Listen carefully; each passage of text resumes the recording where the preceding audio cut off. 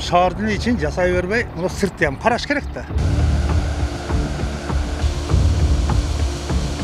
Кызгасы ар бирин ишенген адам барбы?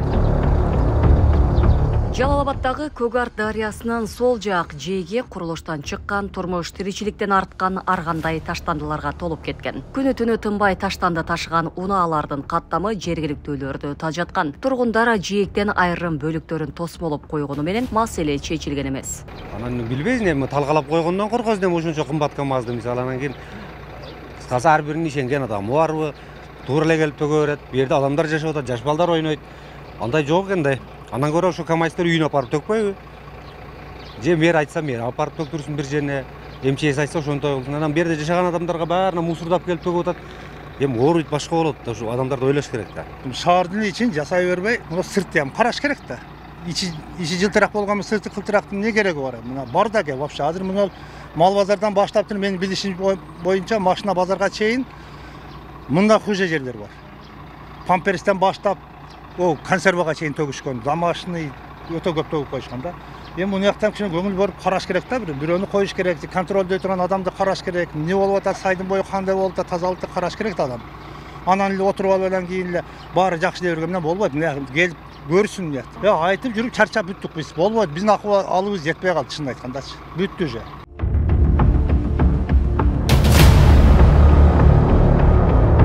Жергиликтүү тургундардын алы жетпей калган маселени чечүүгө тиешелүү тараптар киришти. Бүгүн Ынтымак айылындагы көпүрөдөн тарта 4 чакырымга чейинки аралыкты тазалоо иштери башталды. Негизинен бул жерде 30га жакын жеке компаниялар бар. Анын ичинде курулуш компаниялары бар, таш иштеткен заводдор бар. Ошол компаниялардан керектүү техникаларды алдык. Биз бүгүн эретке келтиребиз. Андан калгандары болсо эртеңки күнү дагы калган дагы кошумча заводдорду чакырып туруп, bunun баарын эретке келтирип тазалап чыгып кетебиз. Жалпы узундугу 7 километр, анын ичинен таштанды төгүлгөн жерлер 4 километр 200 метр отрезок болот. Ошолордун баардыгын өлчөп, бөлүп чыктык. Ар бир компанияларга өзүнүн тазалай турган участоктарын бөлүп бердик. Бесхаус Грант курулуш компаниясынын жана Легион курулуш компаниясынын атынан келип отурам. Бизге бекитилген участокто билип, анан ал жерде керектүү кандай курулуш техникалары болсо ошолорду биз камсыз кылып бергенге даярбыз.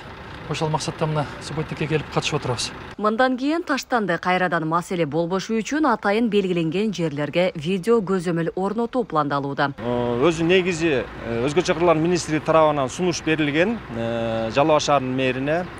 Биргеликте азыркы мезгилде ушул экология тарабын сактоо максатында жана ошондой эле кооптуу участкаларды бекемдөө иштерин жүргүзүү максатында иш чара жүрүп жатат. Буга чейин Жалал Абад шаарынын мэри Эрнестбек Ормоков тиешелүү мекемелер жана жергиликтүү ишкерлерди чогултуп, жыйында Көгарт дарыясынын жээгиндеги бул маселе ортого салынып, тапшырма берилген. Белгилей кетсек, бул аймактар ирилештирүүнүн негизинде Жалал Абад шаарында өткөн. Кундуз Кенжебаева, Аклай Карабаева, Шерзат Эгембердиев, Регион.